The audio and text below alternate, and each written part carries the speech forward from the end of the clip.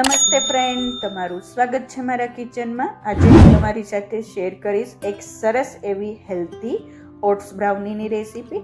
હા ફ્રેન્ડ્સ, આ બ્રાઉની છે આજે આપણે મેંદા વગર, ખાંડ વગર અને એગ વગર બનાવવાના છીએ. આજે આપણે ગેસ ઉપર અને ઓવનમાં બંને રીતે બ્રાઉની હું બતાવીશ કેવી રીતે બંને બ્રાઉની ખૂબ જ સરસ એવી, ટેસ્ટી એવી અને બજાર કરતાં તો ખૂબ જ સારી એવી બને છે.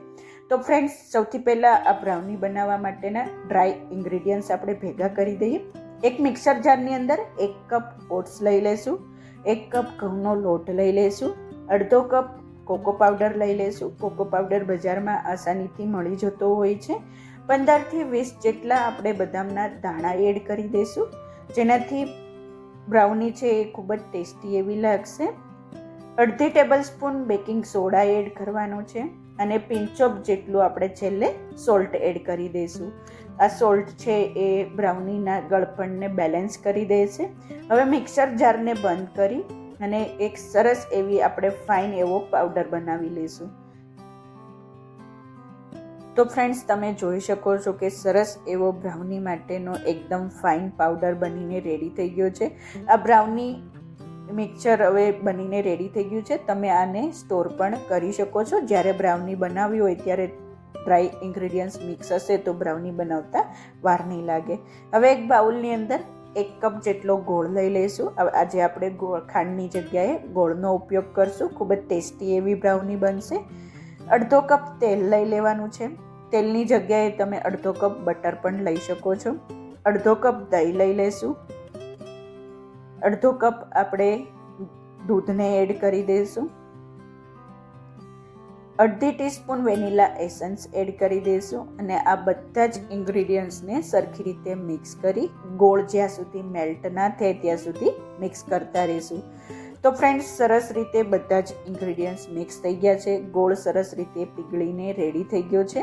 હવે આની અંદર જે આપણે ડ્રાય ઇન્ગ્રીડિયન્ટ્સ રેડી રાખ્યા હતા એ એડ કરી દઈશું.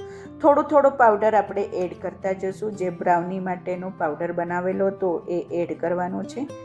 સરખી રીતે મિક્સ કરતા જશું. સરખી રીતે અંદર લોટના ગાંઠા ના રહે એનું ધ્યાન રાખશું અને એકદમ સરસ એવું આપણે બ્રાઉની બેટર રેડી કરી દઈશું. હવે ફરીથી આપણે જે વધેલું બ્રાઉની મિક્સર છે એ એડ કરી દઈશું. ફરીથી મિક્સ કરતા જશું. જો તમને જરૂર પડે તો થોડુંક 1/4 કપ જેટલું દૂધ એડ કરી આપણે સરસ એવું બ્રાઉની બેટર રેડી કરી દઈશું. તો ફ્રેન્ડ્સ, ઘણીવાર ઓટ્સ ઉપર ડિપેન્ડ હોય છે. જરૂર પડે તો 1/4 કપ જેટલું દૂધ એડ કરી આવી રીતે સરસ એવું આપણે ઘટ એવું બ્રાઉની બેટર રેડી કરી દઈશું. હવે બ્રાઉનીને બેક કરવા માટે આવી રીતે મેં સ્મોલ સાઇઝની બ્રાઉની બેક કરવા માટે બેકિંગ ટ્રે લઈ લીધી છે. નીચે બટર પેપર લગાડી અને ઘી લગાડી દઈશું. આ બ્રાઉનીને આપણે ગેસ ઉપર બેક કરવાના છીએ એટલે મેં સ્મોલ સાઇઝની બેકિંગ ટ્રે લીધી છે. તમારી પાસે જે શેપની બેકિંગ ટ્રે હોય તમે લઈ શકો છો. અડધા જેટલું આપણે બેકિંગ ટ્રે ફિલ કરી દઈશું. સરખી રીતે ટેપ કરી દઈશું અને થોડીક વાર માટે આ બેકિંગ ટ્રેને આપણે સાઈડમાં મૂકી દઈશું. હવે આપણે બ્રાઉનીને ઓવનમાં બેક કરવાના છીએ. એના માટે મેં બીજી બેકિંગ ટ્રે લઈ લીધી છે. નીચે બટર પેપર લગાડી અને ઘી લગાડી દીધું છે. હવે વધેલું બધું જ બ્રાઉની બેટર આપણે આ ટ્રેની અંદર એડ કરી દઈશું. ફ્રેન્ડ્સ, આજે આપણે ઓવન અને ગેસ ઉપરની બંને બ્રાઉની બનાવીશું. બંને એકદમ સરસ રીતે, પરફેક્ટ રીતે બ્રાઉની બને છે. જો કોઈની પાસે ઓવન ના હોય તો તમે ગેસ ઉપર પણ એકદમ પરફેક્ટ રીતે બ્રાઉની બનાવી શકો છો. તો ફ્રેન્ડ્સ, હવે બંને ટ્રે રેડી છે. ઉપરથી આપણે અખરોટ અને ચોકલેટના પીસીસ સ્પ્રિંકલ કરવાના છીએ. તો રફલી એવા અખરોટના આપણે કટકા કરી લઈશું. સેમ રીતે આપણે આવી રીતે કુકિંગ ચોકલેટ આવે એના પીસીસ કરી દઈશું. રફલી આપણે મોટા કટકા કરી બંને ટ્રેની અંદર અખરોટ અને ચોકલેટના પીસીસને આપણે મૂકી દઈશું.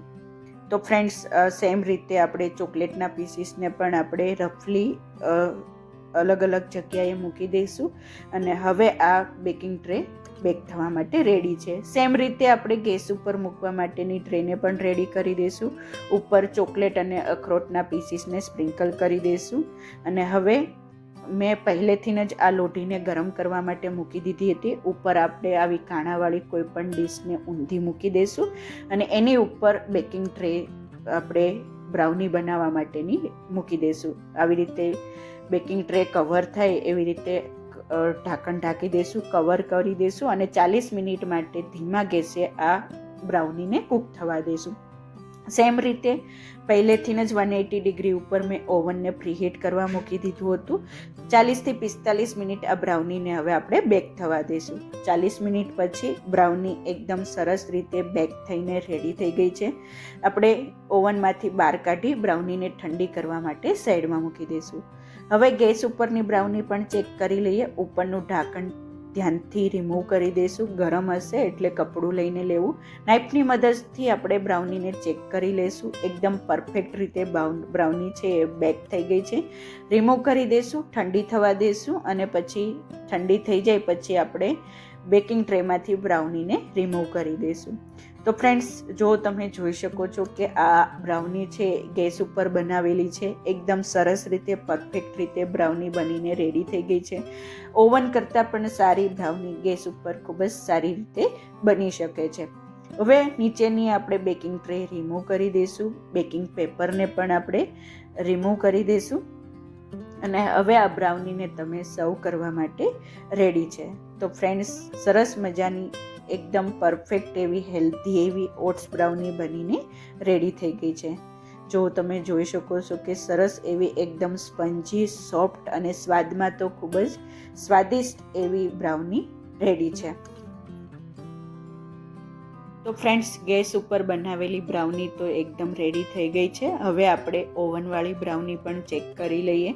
તો ઓવનવાળી બ્રાઉની છે એ ઠંડી થઈને રેડી થઈ ગઈ છે. નાઇફની મદદથી ચારે બાજુથી ટ્રેથી બ્રાઉનીને સેપરેટ કરી દઈશું. ટ્રેને ઊંધી કરી બ્રાઉનીને આપણે રિમૂવ કરી દઈશું. ઉપરથી બટર પેપરને પણ રિમૂવ કરી દઈશું અને હવે આ બ્રાઉનીને તમે તમારા મનપસંદ શેપમાં કટ કરી તમે સર્વ કરી શકો છો.